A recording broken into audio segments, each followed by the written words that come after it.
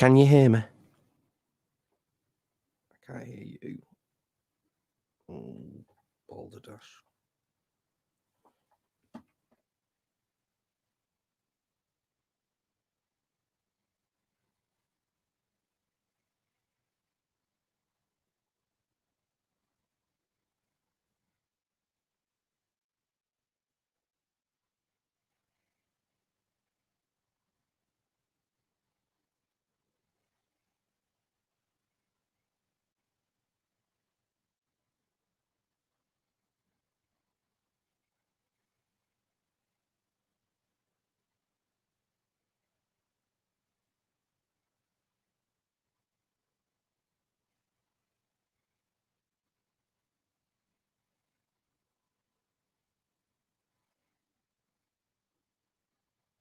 Hello, can you hear me?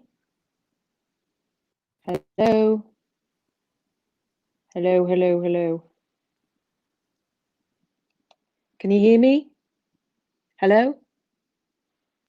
Hello? Hello, hello, hello.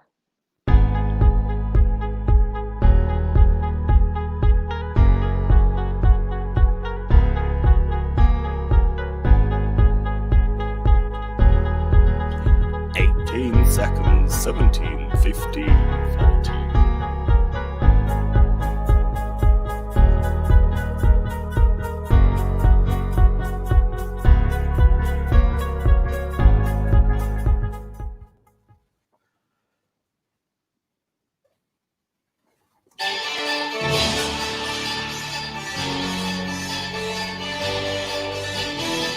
From the heart of Manchester, welcome to your Manchester Lunchtime Live.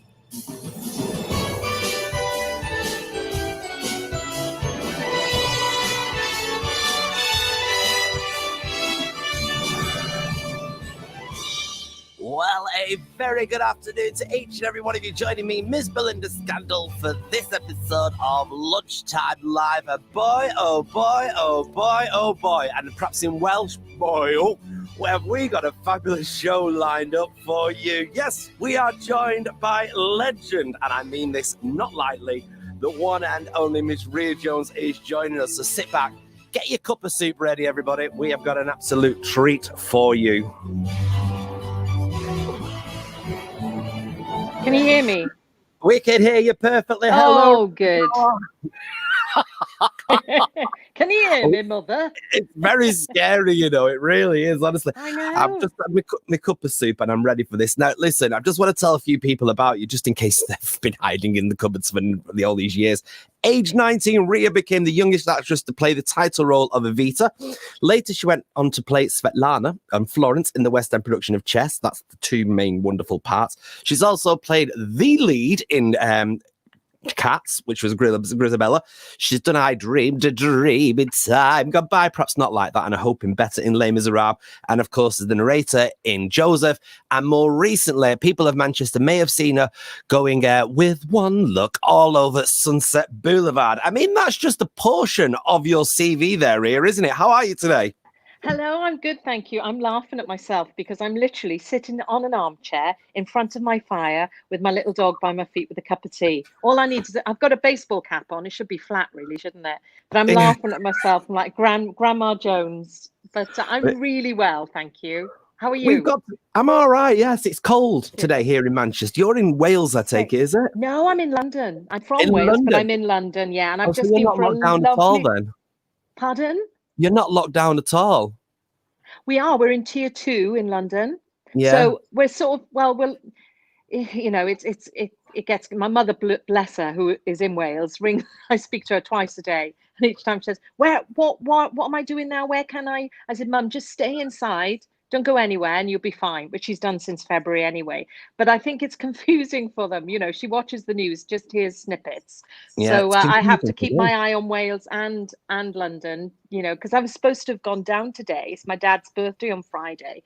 And I was going to drive down, but because of the lockdown, I can't now. So I'll probably go down the end of November and then I'll bring my mum back up to London with me to look after her for all over Christmas into the new year.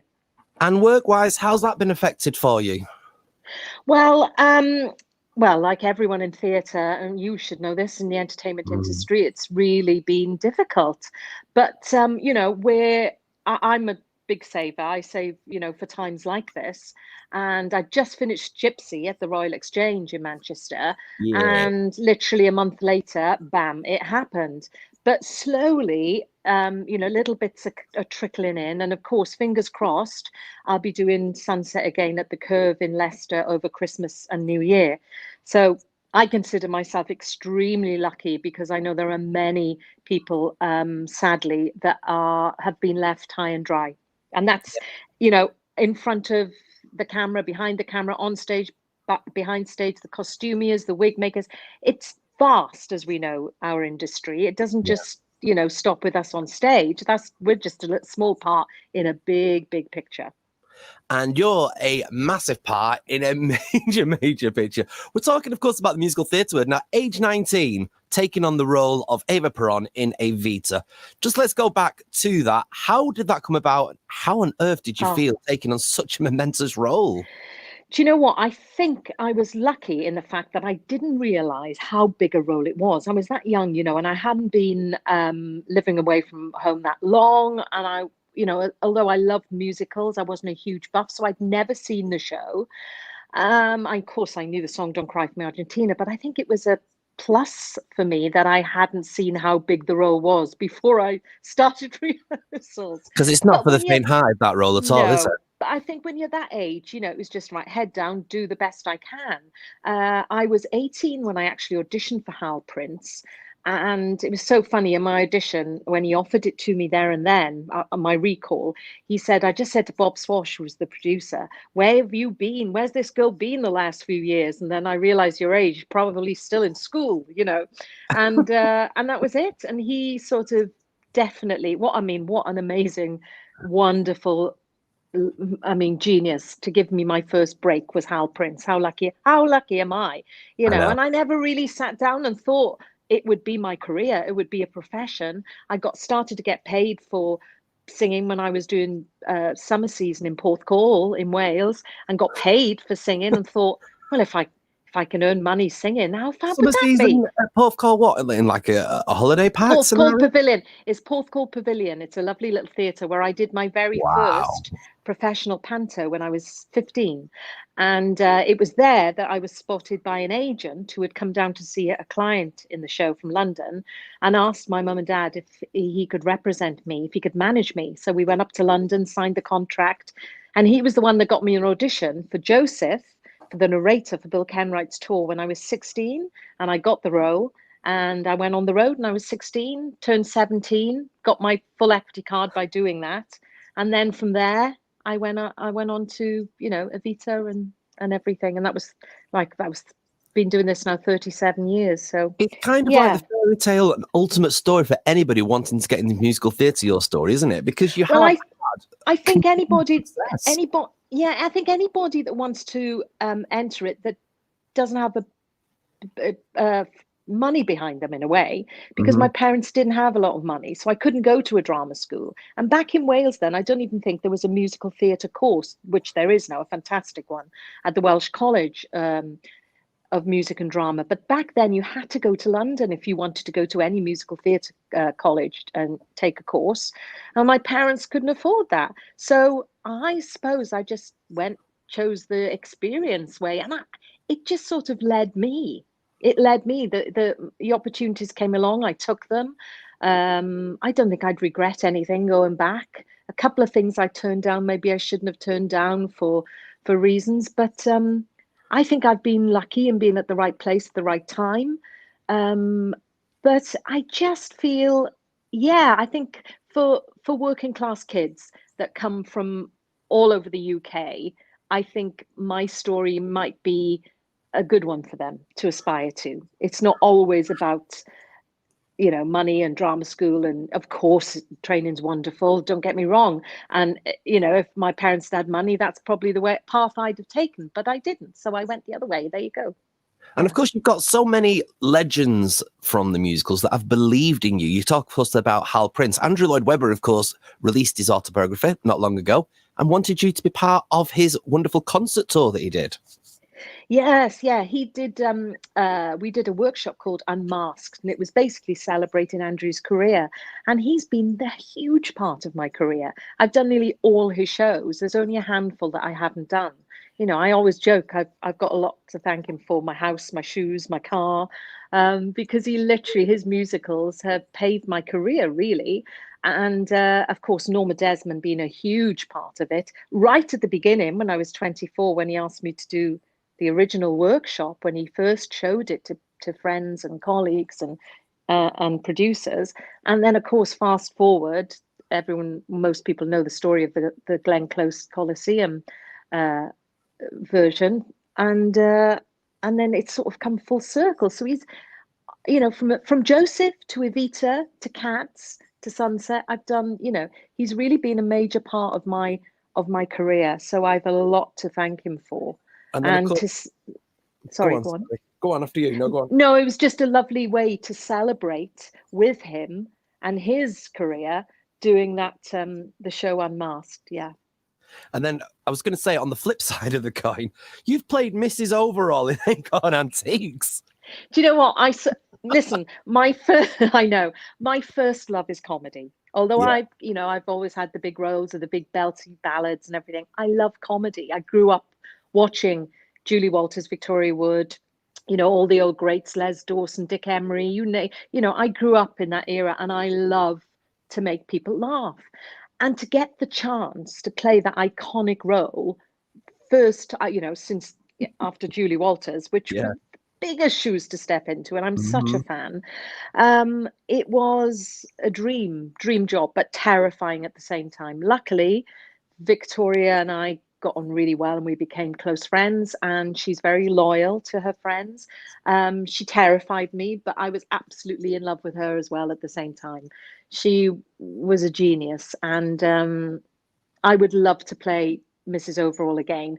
I mean, I do joke, you know, I can go from Evita to Norma Desmond to Mrs. Overall. You know, I don't know many actors You who've try done putting that, them but all you know, together.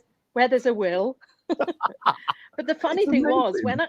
when they were auditioning for Acorn Antiques, the musical, the tour, I went up for the glamorous sister, Bonnie. And I thought I looked pretty glamorous in my audition. So when I was recalled for Mrs. Overall, I thought, oh well, maybe I wasn't looking so good that day. But apparently Vic said I reminded her certain my personality reminded her a lot of Julie. And a lovely story of Vic in the audition. I sang my comedy song. I sang Alto's Lament. I don't know whether you know it, but it's Yes. about a girl who's in the chorus and she only ever gets to sing the alto line, and she wants Yeah. to sing leads, the melody. And so I sang that, and I think she smiled once. So I thought, oh, I'm on a downer here. I'm not even going to get a recall. And then she said, did you bring another song? I said, yes, I bought The Man That Got Away or Wherever He Ain't. Oh, she said, I love both those. You choose. And I said, you know what? I said, no, you choose. She said, no, you. We went back and forth. She went, no, you choose. And I thought, I can't say it again. I said, all right, I'll sing The Man That Got Away. She said, no, sing Wherever He Ain't. And so... And I thought, I like her. I like her. And I said, well, I have to change my shoes for that. She went, what? And because I had heels on, and for the glamorous role, obviously, but I had my low Birkenstocks in my bag. And I thought, do you know what? I need to get off these heels. I think by doing that and saying that, she thought, hang on a minute, there is a little bit of comedy in this girl. Maybe she could have a bash at Mrs. O. And then I was recalled for Mrs. O. Yeah. Well, you're from a very theatrical family as well, though, aren't you, really? I mean, tell everybody who your brother is, for starters. Well, my brother is female impersonator Kerry Dupree. Yes. And I grew up with a brother with better legs than me. No wonder I've got a complex. Do you know what I mean? It's like I got the rugby playing legs and he's got the showgirl legs. So, and when we were little, we swapped dolls, basically. I had Action Man and he had Barbie doll. But, and it came back in fantastic. He cut up my mum's fur rug once for a stove. So it was quite fun growing up in my household, as you can imagine, making up. And my mum was an opera singer. My dad was a performer around the clubs for 25 years. There was always music in our house and microphones and costumes and makeup. And, you know, literally the kids would come round to our house to play. And then the little boys would be going home in full drag. And why It's fab. not? And never saw them again. Funnily enough, no. It was honestly, if the Olympics was on, then our backyard was the Olympic Stadium with leotards and vaults and everything. We'd make up our own thing, and then Wimbledon was on, and of course it became a tennis court. I mean, it was just the best childhood. I'm very lucky, very, very lucky to have the upbringing and the parents I have. Yeah. I want to talk to you about the process of developing these characters, these massive characters that you get given. Let's talk about Gypsy, for instance, Mama Rose in Gypsy. Oh, yeah. And Norma Desmond. Now, they're two massive characters that are renowned worldwide, and people think of a certain person playing them. When you're given a part like that, what's the process of developing it to make it your own? I think you have to really find the heart of the character. You have to really feel you become the bones of that character. And growing up, there were so many Mama Roses in the little dancing school that I went to. I grew up with Mama. My mum wasn't anything like Mama Rose, funnily enough. The opposite, in fact. I think because she'd been in the business herself, she saw what it was like. So she just wanted me to have fun. But I did see, we did laugh at some of the mums, things. So I understood the character. And the same with Norma Desmond, in our business, there are so many, when I was very young, these older divas that I'd be like, oh, they were amazing. And there's these flamboyant characters and the films, my mum was a big film buff. So I was brought up watching all the old glamorous Hollywood movies from a very young age. So I got that era. I got that. I got Norma Desmond. I understand. I think the thing for me is that you must play the truth of the character. You must. I tried with Norma. She's such an amazing character that she'd be too easy to make a caricature of her. Yeah. And I think it's up to the audience to decide she's camp, not for me. If I went on thinking I'm camp, aren't I fabulous, I'm camp, I'm Norma Desmond, it wouldn't be true. But if you go on believing her story, because she's such a mixture of fragility and strength at the same time, and she's funny and she's wicked, and there's so many layers. And I think if you just stay true to her character and play the script, play the words for real, then let the audience decide when she's funny, when she's camp. Victoria Wood said that to me, actually. She said, Ria, one tip I can give you is let the audience decide you're funny, not you. And it's so true. If you play Mrs. O for laughs, you wouldn't get as many as if you play her for real, because they'll connect with you more and find it funny, and they'll come on your journey with you rather than, be terrified of this bonkers, charwoman. Yeah. Is there a role that you've not played yet that you really, really want to play? It was always Mama Rose and Gypsy, Right. and that was the one I really wanted to play. And I'd love to play her again. It was a very short run, and I would love to have another go at Mama Rose. People say, or Dolly or Mame, Tracy Bennett's I adore. And, I think sometimes roles are suited to people.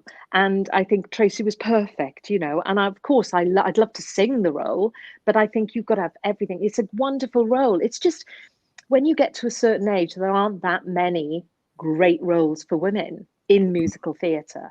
I mean, you've got a bunch in Follies, which is my favorite Sondheim musical. And there's some fantastic roles in that show. And the ones that Norma and Mama Rose and that I've been very lucky to have done. Maybe down the road a new role will be written, who knows? But there's not one that I can think of. I'm desperate to do that. I think all your roles together and give you a nice show with all of them together. Well, funnily enough, that would be great, because you can then pick and choose the songs, and it would be lovely actually to do a show connecting them all. Yeah. Oh, you've given me an idea there. It would be nice because, yeah, to go from Evita to Mrs. Overall would be quite funny. There you go. I But mean, yeah, there you go. what if it started off as you were a Mrs. Overall that developed into this drama wonderful lady such as Mama Rose, and then had a wonderful career which ended just like Norma Desmond's. There you are. I've written it for you. There you go. Copyright. You've written it for Thank me. you. Copyright. You heard it here first. What's next for you, Ria? Sunset Boulevard at Leicester Cove. Hey. Fingers crossed. You know, it's all very, as we know, everything's fragile at the moment. But fingers crossed, it'll be a socially distanced, staged concert version. I believe it's in the round. And with the Curve Theatre, they can open both the studio theatre and the main house. Right. So you'll have people all the way around you. I think with the 16-piece orchestra and costumed. So I think it's going to be rather exciting. And of course, the song As If We Never Said Goodbye is all about returning to somewhere that, you know, you feel completely at home with. And that's so, for me to return to theatre after nearly a year, singing that role is going to be pretty emotional and wonderful at the same time. And it's going to be lovely to hook up with Danny Mac again. Yeah. Because we had such a wonderful relationship on and off stage, you know, so I adore him. So I'm really looking forward to it. You seeing the trio of you and getting to interview the three of you during your time during Sunset Boulevard, you seemed also very, very close on and off stage. Yeah, we are, and we still are. And we can't quite believe it's happening. We're all so excited to be back together again, and then on one of our favorite shows. And we've all said it was a special time. I mean, Nikolai really, the company was just, it was perfect. We had the best time. So the first show for me to be doing since this all happened, it couldn't have been a better choice in such a great theatre with the best team. So yeah. Excellent. When's that due to run? It opens on December the 14th. Okay. Till January the 3rd. And fingers crossed, all still going ahead. Oh, fingers crossed. I hope so. They've worked really hard, and it's the safest. It's done in such a safe theatre. You know, they've really worked hard in making people feel completely safe. So yeah. Excellent. Well, I will definitely try and get myself down there if I'm allowed out of Manchester. We don't know what we're allowed. How is I was going to say, where is Manchester? Where are you now? Are you tier 3? Tier 3 at the moment, yes, which basically means we're allowed 32. This is all I keep going on about, so I'll have to say it again. We're allowed 32. No, tell me. 32 a funeral, but only 15 to a wedding. Why? You know, it goes on and it goes on. And you can all fly out of Manchester Airport, I presume, to New Zealand for 20 odd hours, but you can't go to each other's house. Yeah, you can't go to Wales. There you go. We can't do that. It's crazy. Isn't it crazy? You can sit next to somebody on a plane for 20 odd hours. Garden path. But you can't. Yeah. I think that's what people are finding hard. See. Yeah. But I've said that from word go, you know. I think it's up to the individual, isn't it? I think that's what everyone's doing now. What is safe for, you know, I know I'm being really safe because of my parents as well as myself and my friends and family. And I think it's up to us to just, you know, use our common sense, really. Well, we can't wait to have you back in Manchester. So do you know what? As you know, I love Manchester because that's where I did Evita. That's where I kicked off my career. It's my second home. I love the people. They're so friendly. And I just love it there so much. So I can't wait to be back either. Dressing room number 6 should have your name over it permanently, in my little opinion. Oh, really should. It's my lucky number. Is it? There you go. Yeah, it's my lucky number. Fate, isn't it? And everything. There you go. We have to wrap this up now because we are on everybody's lunchtime hour. But thank you so very, very much for your time and your company this afternoon. Always an absolute pleasure. Ria Jones there, everybody. Hi. I love that lady. Oh, Secret man crush from this little fat drag queen over here. She is an absolute legend. a diva in every good sense of the word. Make sure you join us on Friday for this next episode. We're going to be talking art, everybody, with Babia, all the way from the what's it called? Affleck's Palace. I should write this stuff down. Till then, though, take care of yourselves and each other, and we'll see you very, very soon. Ta-ra!